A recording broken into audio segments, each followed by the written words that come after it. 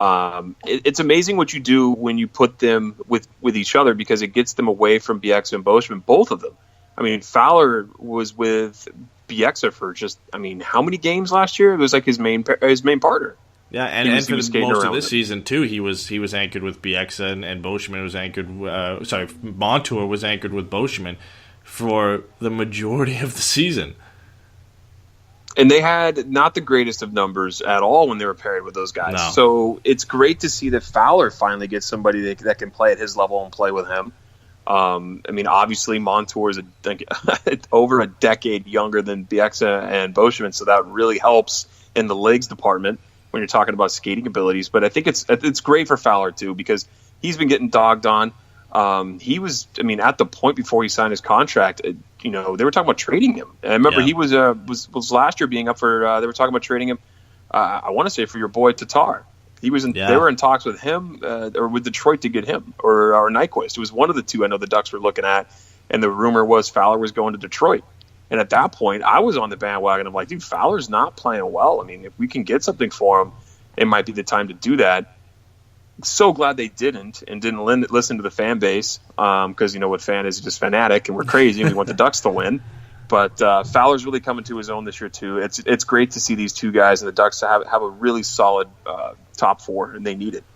Yeah, those are always my favorite trade rumors, where you look at where the guy grew up and where he's from, and then they just link him to that team. Fowler growing up in Michigan, all of a sudden he's linked to going to Detroit because he's from Michigan.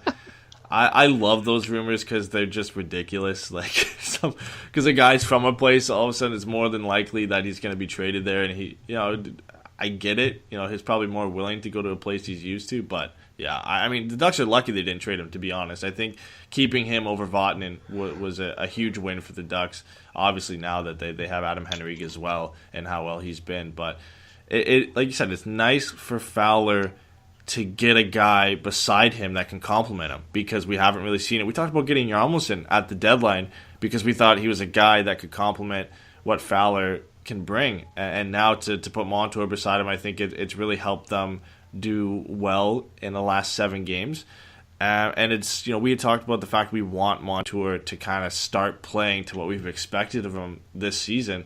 And he's showing us that. And he's obviously showing the coaching staff that as well, because his minutes have gone up. Now let's transition to talking about, a team that has great defensemen that the dynasty's finally dying. Yeah. Look at Chicago. Everyone's talked about their defensive core when they were winning cups and how much they relied upon with Keith and Seabrook and Jarmelson, as you just mentioned. They've always been known to have those guys, and they were the pillars on that team. And now this might be the end of a dynasty in Chicago, which I'll welcome with open arms. I'll throw a parade. I don't want to hear that ever again, and I don't ever want to hear that song in my life. Is this the end for Chicago? I mean, they're mathematically almost out of the playoffs. It's not quite there yet. But is the dynasty done? Is it time to rebuild? I don't think it's time to rebuild. I feel like this team always finds a way to be competitive. I mean, we thought it was done, and then all of a sudden they're able to bring Artemi Panarin over, put him with Patrick Kane, and they just light it up together. They're one of the best duos in the National Hockey League. And, of course, Panarin's not there anymore, and I think they've probably lost that trade. Not trying to be harsh on Brandon Saad, because I think he's a great player, but he hasn't lived up to what they thought he would be, and that was a hockey trade. Panarin straight up for Saad, and Panarin's been good with Columbus this year. He was great with Chicago, and obviously there was a lot of issues in being able to re-sign him with Kane and Taves in the lineup. But I just feel like when you have guys like Taves and Kane in the lineup, you can't really say it's over, and especially with the way the Blackhawks have been able to turn over players, draft players. I mean, you look at who that guy they dealt, who's become an impact player for them, Ryan Hartman. Nick Schmaltz hit 20 goals this season with his 2 goals tonight. They're able to find these guys late in the round, late in the first round, early second round, third round. They're able to find these guys who are impact players for them. So they could get a high pick this year, get a guy who either can surprise them and come and play next year or play in a couple of years, and they could have a quick turnaround and at least have another run with Kane and Taves, similar to what the Ducks are doing right now with Getzlaf and Perry near the end of their careers. Did you talk about that Brendan Saad trade to bring him back for Panarin? You remember when that happened? And he had 4 goals. It was like a 10-4 win over Pittsburgh or something like that earlier in the season. And they were like, man, Saad's back. He's on fire. Taves got his winger back. He needs it. He needs it. Kane doesn't need Panarin to be successful. And here we are today. Brendan Saad went on like however many games. He had like a snake-bitten streak like Silverberg without scoring. And it's like, maybe that wasn't the best trade. I want to look at the numbers for that. Because when Saad came into the game, not this game, but the last time the Ducks played Chicago, it was like a really bad slump for him, and of course he broke it against the Ducks. But look, I just pulled up his numbers here. This season, it's obviously an off season for him. He's got 28 points in 65 games. He had 53 in each of the last 2 seasons before that, 52 in the one before that. So he was like consistently a 50-point guy, pretty much not more than that. Panarin's at 53 right now. Yeah, Panarin's at 53 now, and what he had, was it like 70 points? Obviously was playing with Patrick Kane when he was there. Yeah, he had 2 seasons. He had a 77 and a 74, and now he's at 53. But I mean, he's playing on Chicago. Yeah.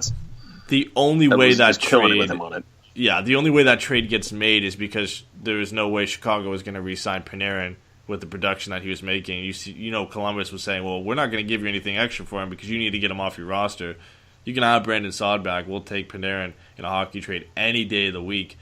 And Jarmo Kekalainen continues to make good deals for this team. Even look at I don't want to get too far because we're not a Columbus Blue Jackets podcast. Yeah, I don't want to talk too much more about Chicago. Just one other trade that the Blue Jackets made that I think has worked out amazing for them was Seth Jones for Ryan Johansson, another hockey deal that has been an unbelievable success for them. And that's not saying Ryan Johansson's a bad player, but Seth Jones with Werenski on the back end for them is going to be something that we're going to see for a decade in Columbus. And yeah, I mean, they're killing it with the hockey trades over there. Jones is underrated. That's for sure. He's a beast. Back to the Ducks. You're a prospect guy. You know a lot about these guys. I'm trying to get my way around and to learn more about them. But Maxime Comtois was a Ducks late first-round draft pick last year, right? Yeah. Second round pick. Second round. 50th overall. He just signed his ELC yesterday or today, right? And he's been on yesterday. Fire. Yeah, he's been killing it. He's been on fire. I'm gonna have to pull it up because I tweeted it out. Tweeted out early yesterday. Here, let me find it. So here it is. He's on a 16-game point streak going into. I believe they have a game tomorrow for Victoriaville in the QMJHL. And really since the World Juniors, where he had a pretty strong World Juniors with Canada, he's just been on fire. But over this 16-game point streak, he has 38 points, 21 goals, and 17 assists. It's just been a turnaround season for him. And this was a guy I remember hearing about him before the Ducks drafted him. He was a guy at one point was projected to go as high as around 15 to 20 in the first round. And then he kind of just slowly dropped. He didn't have a great draft season, which is something we see.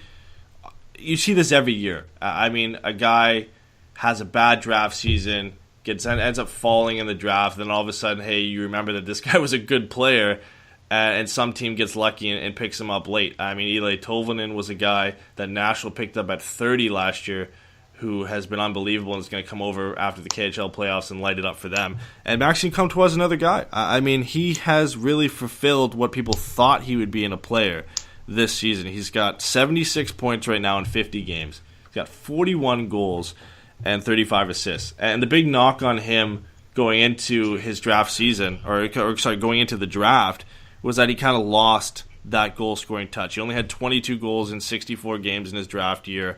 And people thought that the goal scoring wasn't really going to be there, and he was just going to be this big checking third line guy. And now all of a sudden, he's scoring goals again, and he's looking more like that first round projected prospect that he was at the beginning of his draft season. And it's great for the Ducks. I mean, they continue to hit on late first round picks, early second round picks, and Maxime Comtois looks like he's going to be an extremely good player for the Ducks in the future. It was good to see him come back. What I remember him from most recently is getting, sucker punched in the QMJHL. Yeah, and that guy got banned for 15 games. I think it gave Comtois. He got a concussion from it. I was like, oh boy, that's not good, because they were pretty high on him when they picked him up. So good to see he's on fire, and he's got no lasting or lingering issues with that. But that was one of the things that I remember seeing about him over the summer, or earlier this season rather.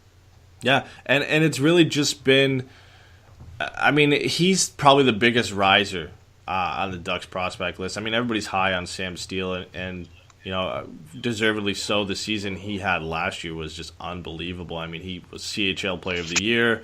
He was arguably one of the best players in that league. I mean, he won the MVP of that league, so I guess he was the best player in the season he has. Was snubbed from the World Junior Canadian team that year as well. And he's quietly had a pretty good season as well, but Comtois has to be the guy who's just kind of come out of nowhere, essentially, and really solidified himself as probably a top 3 prospect along with Sam Steele and Troy Terry. And it gives the Ducks a lot of options moving into the immediate future. I mean, we talked about in the last show how the Ducks aren't really looking at a rebuild in the next few years. They're more looking at a retool because they've got all these guys that they can come up and put in their top 9 and plug in and have a pretty strong team. The only thing they really have to do now is get either hit on a late first round pick and replace a guy like Getzlaf and Perry, which is extremely difficult to do, or have a couple losing seasons where you can get some high picks and replace them. But they're doing a really good job right now, at least bringing in these young guys who could fill in the top 9. So let's talk about how they're going to fare out the rest of this year. They got that young group coming up, but this is the group that Bob Murray expects a lot out of to try to take a cup run here between this year and next year. If the playoffs started today, you're looking at the Western Conference. Vegas plays Dallas. Ducks play Sharks, which would be a good one. Preds get the LA Kings, which I'm happy about because I hate both those teams. So knock each other out there, boys. Let's hope it goes 7. And then the Jets would play Minnesota, which I think Winnipeg would obviously run Minnesota. Bruce Boudreaux's there. He doesn't win in the playoffs, as Ducks fans know. Even though I liked Bruce and he was here. So I'm sure if people have heard me say that on the puck, guys, it's like, sorry, but that's the truth. Bruce doesn't win in the playoffs for some reason. So the Ducks get that matchup against San Jose if they started today. How do you think they would fare in that situation? I think obviously the ideal matchup I think is against the Kings because I think there's still a lot of issues that the Kings have that they haven't really solved. Obviously, they were one of the teams that didn't add at the deadline, but they had Carter that was ready to come back, so that's almost a deadline acquisition from them. But I still think that's the team the Ducks match up the best against. But San Jose is definitely not the worst option. You could finish in the wild card, like you said, and play against Vegas or Nashville, and that's obviously not ideal. I think they match up pretty good. Against San Jose, I think they win the goaltending battle because Gibby is their number one and he's their go-to guy, and San Jose is kind of alternated between Martin Jones and Aaron Dell pretty much the entire season. But it's tough. I mean, San Jose adds Evander Kane, makes their top 6 that much better. Brent Burns is kind of alternating between defense and forward right now, which is never a good thing when you don't really know where he's going to play. But it's going to be tough. San Jose and Ducks always play close, tight games. It's probably one that goes 6 or 7. But I think it's a winnable series for the Ducks, which is something you wouldn't have said even 2 months ago. No, and you're looking at their season series, I mean, granted the Ducks had injuries. 3 of them have gone to shootout. The Ducks won one of those in a shootout back in November. And then back in January, the Ducks lost 6-2, but it was one of those games where the Ducks played really, really well in that game. And San Jose made the best of their chances and scored. I think the Ducks would fare pretty well against them, but that Evander Kane is kind of like the X factor coming in because we discussed before, he's got some off-ice issues, but that guy can be dynamic. I would be really interested to see how the Ducks would play against the Kings as well. I think that would be my target just because they need a revenge series too, and I think that would be one hell of a battle. And to be honest with you, that's the best rivalry in hockey, and if we're deprived of that this season, I'm going to be really sad because it's just so much fun to watch that hockey and the Ducks. Man, if you get the John Gibson you're getting right now in the playoffs, they beat the Kings. That's how I feel about that. The Ducks are rolling pretty well right now. I'd be pretty confident they win that series. Yeah, I would be too. I mean, the Kings have a lot of issues, I think, on their blue line, and really all they did to address that was bring in Dion Phaneuf, who hasn't been awful for them, but other than Doughty and Muzzin, it kind of falls off from there. Alec Martinez really isn't a solid option for them anymore. And then you've got Derek Forbort and then obviously Dion Phaneuf that kind of plug in holes there. So there's a lot of issues on the back end for them. I think they're kind of a slower team. They're still that kind of big, slow team. They've transitioned a bit from that, but it's hard to get away from that when that's been your bread and butter and what's won you Stanley Cups, and you've got those guys there long term. So it's hard to get away from that. I think that's hurt them a bit. And at times, goal scoring hasn't been